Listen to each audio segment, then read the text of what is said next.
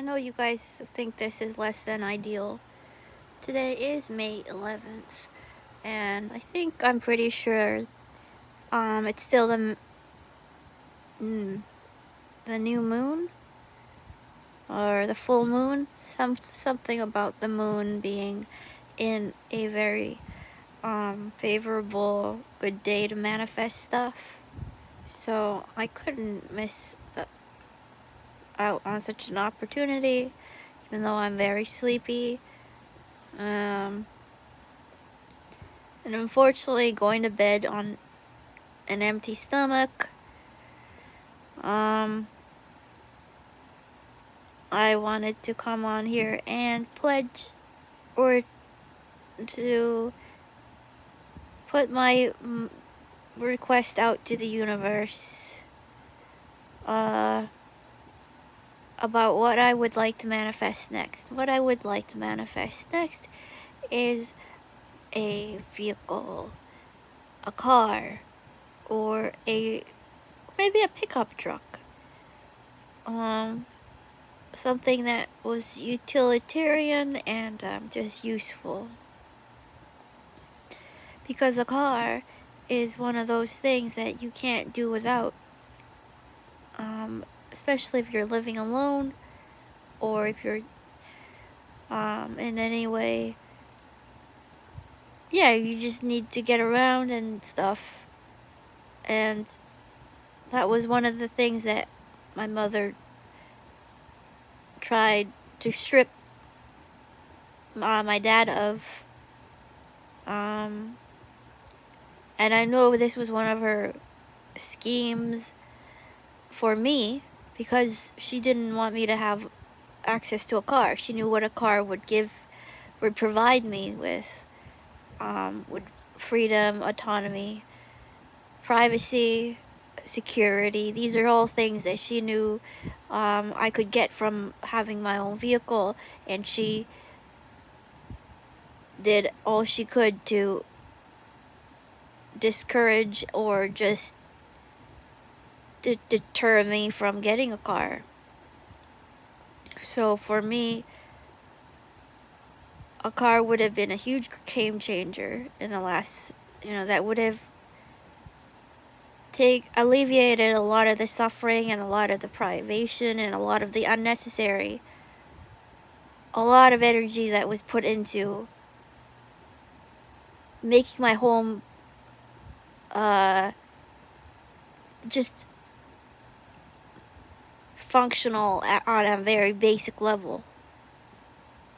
I still don't have words to describe, and I'm trying to come up with the words to describe this entire ordeal, because how do you even explain something like this to anyone? But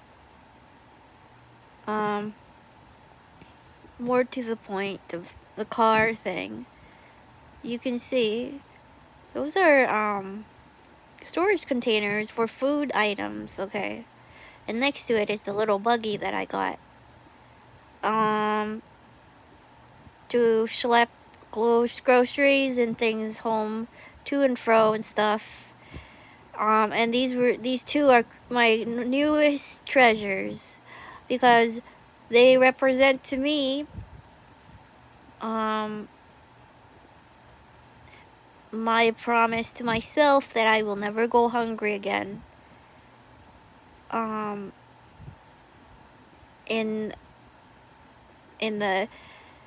my own home. And if you can really wrap your head around how insignificant and trivial what trifles like stood in the way between me being able to eat and being able to satiate my hunger when, over the last 7 years, I calculated how many days and nights, over 5,000 days and nights, of living without these basic common decencies. And And then you can probably appreciate just a little better where all of my anger, or all of that pent-up rage, why it is I'm become so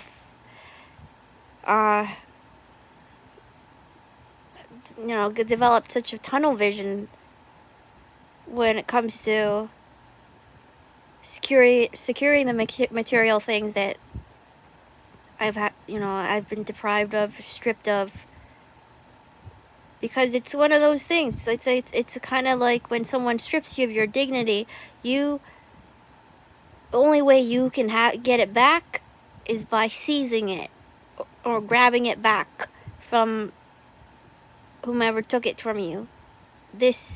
It cannot be bestowed on you or given to you by anybody else.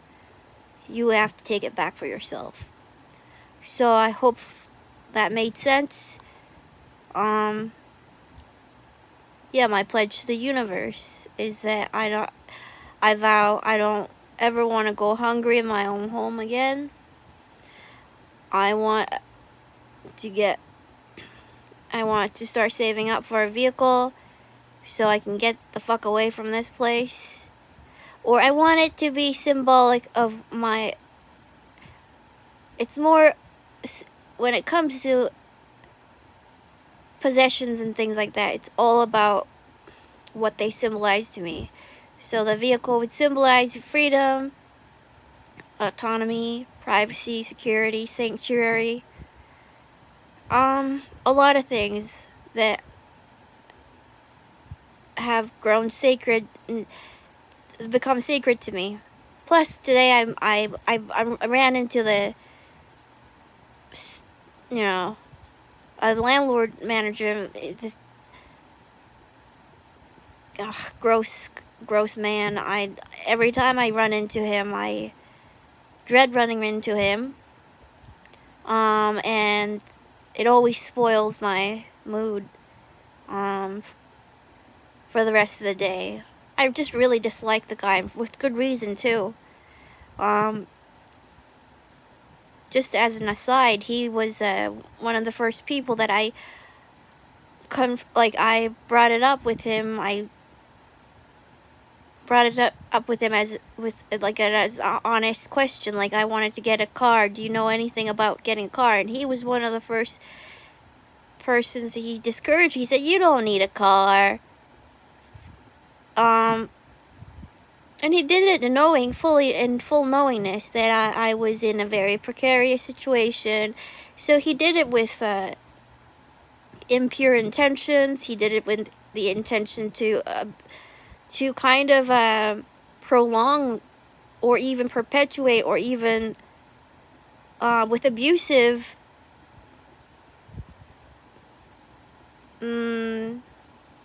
unclean, dishonest intentions.